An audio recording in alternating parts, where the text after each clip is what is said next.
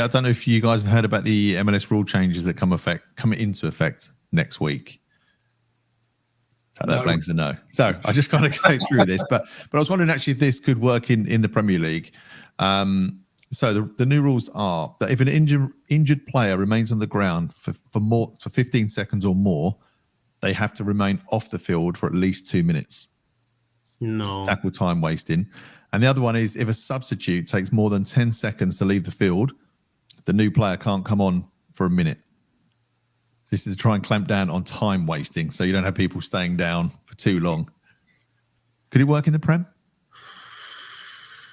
VAR's not working in the Prem, so I don't know how this is going to work. Yeah, I mean, absolute riots. No, I mean, I get why they're doing it because this faking injury nonsense, it winds me up because I do appreciate the refs have a difficult job. How are you meant to differentiate who's hurt and who's just doing it because they're being caught on the break?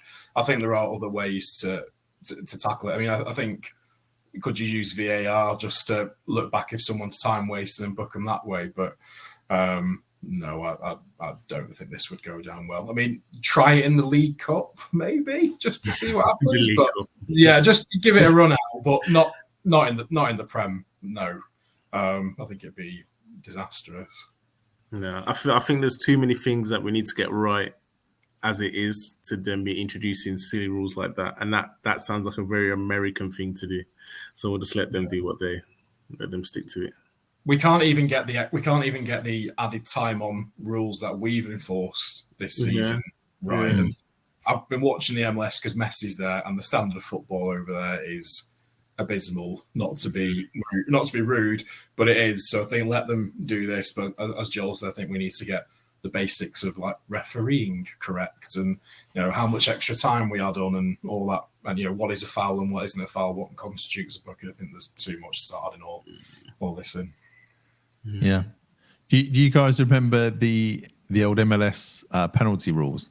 Yeah, from the halfway line. I mean, that's hilarious. That was brilliant. I'll ask a question. If you could change one rule in football at the moment, what would that be?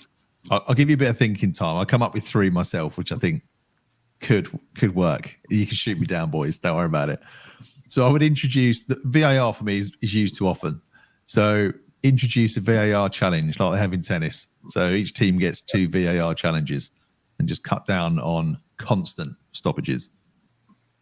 Yeah, I agree. I think I said on last show was on Mark, but have it like a cricket review system where if you think that there's something gone against your team, you have a certain number of reviews per half, and the captain or the manager can go, we want to review it. And if you don't ask to review it in a certain amount of time, that's your review.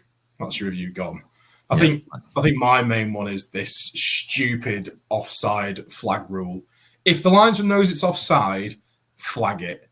Yeah. Don't wait for this period because I think it happened to Edison in the Newcastle game at St James's Park earlier on the season. The linesman didn't flag. Walker put a challenge in and he went right through Edison's chest, and Edison had to go off injured.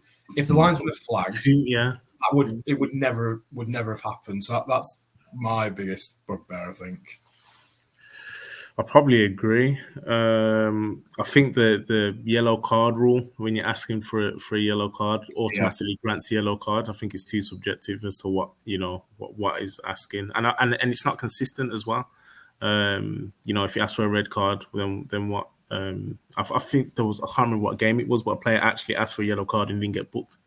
So then how can you it just doesn't make sense to me. It's just too many silly rules, and we're just not getting the basics right. Yeah, fair enough. Okay, my leading on to your one, John, I guess regarding offside. For me, I think it should be off the toe, on not the shoulder, because if you're a striker leaning in, the amount of times that striker's gone to go, and it's off the top of the sleeve, whatever it is, just do it off the toe. Just an easier rule. But I kind of disagree. If you can play with your shoulder, then surely you have to use that as well. I understand your point.